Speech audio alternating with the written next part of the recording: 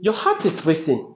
You feel it in your chest, sometimes in your throat or even your fingertips. Then someone online says, don't worry, just slice an onion, pour hot water in it, and sip it like a tea. Your heart rate will drop in 5 minutes. Sounds like magic, but is it medicine? I'm Dr. Chooks, a medical doctor with ongoing specialization in cardiology. I've spent years studying the heart, and I work with patients facing heart rhythm problems almost on a daily basis. I've seen firsthand how these issues affect lives, and I've also seen how misinformation can make things worse. Today, we are going to unpack a viral claim, break down what really causes fast heartbeats, and talk about how to manage it the right way. Now, whether you've had palpitations before or just want to understand your heart better, this video is for you.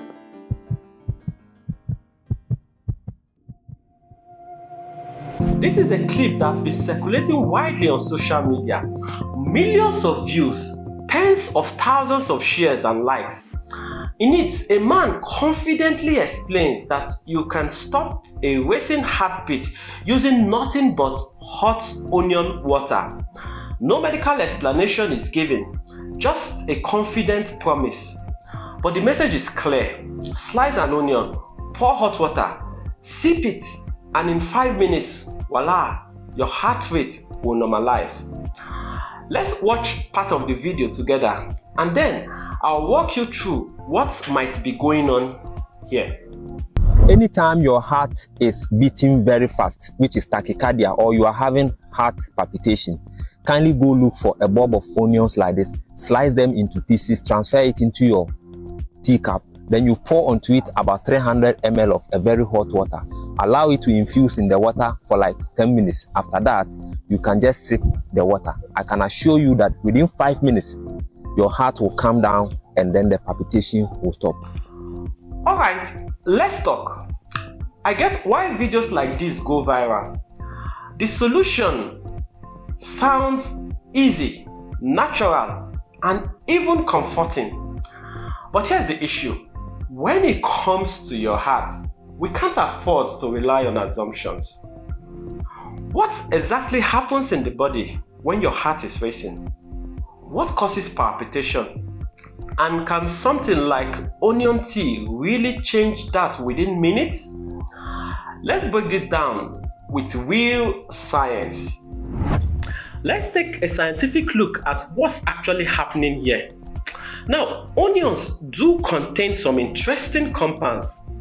Quercetin, which is an antioxidant, and a sulfur-based chemicals like allicin, which is also found in garlic. These have been studied for long-term cardiovascular benefits like reducing inflammation and helping blood vessels to relax.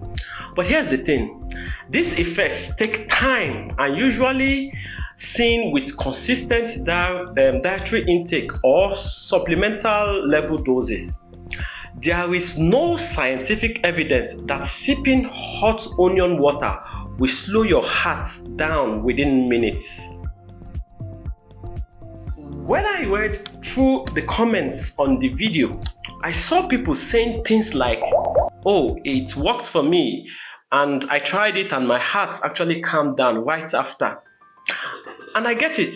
When you feel something intense and it stops, it is natural to credit the last thing you did. But that brings us to something really important, what we call the placebo effect.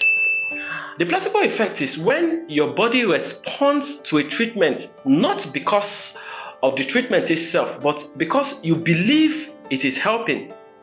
It is a fascinating brain-body connection that can cause real physical response even when there is no active ingredient involved. I'll be doing a separate video soon diving deeper into how powerful the placebo effect is in health, recovery, and even in modern medicine. So definitely watch out for that. So while this remedy might seem harmless, it becomes risky when people start relying on it to treat something that may actually be a warning sign from the body.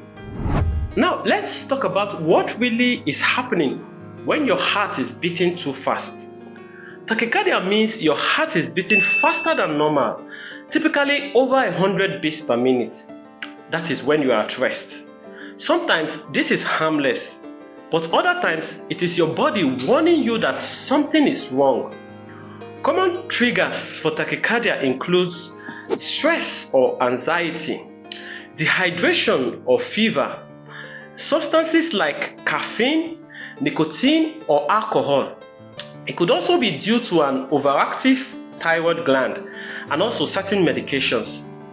But sometimes it's a sign of something more serious, like what we call an arrhythmia, where the heart's electrical signals become irregular. One of the most common arrhythmias is called atrial fibrillation, or AFib for short. In AFib, the upper chambers of the heart, called the atria, start quivering instead of beating properly. Blood doesn't flow as it should, and that increases the risk of blood clots forming in the heart, which can travel to the brain and cause a stroke. Now, I have seen patients who came in thinking what they were having was just anxiety or dehydration, only to find out that it was atrial fibrillation. And I've also seen young patients, people in their 20s and 30s, who ignore their racing heart for months, only to develop something we call tachycardia-induced cardiomyopathy. Now, this is a condition where the heart muscle itself actually weakens because it's been beating too fast for long. Imagine yourself running races all the time. You get tired, and that same thing happens to the heart. Over time, the heart becomes less efficient, leading to symptoms like fatigue, breathlessness, and even heart failure. This is why it is so important not to dismiss palpitations or rely on quick fixes from the internet. Your heart has a rhythm for a reason. When that rhythm is off, your body is trying to tell you something.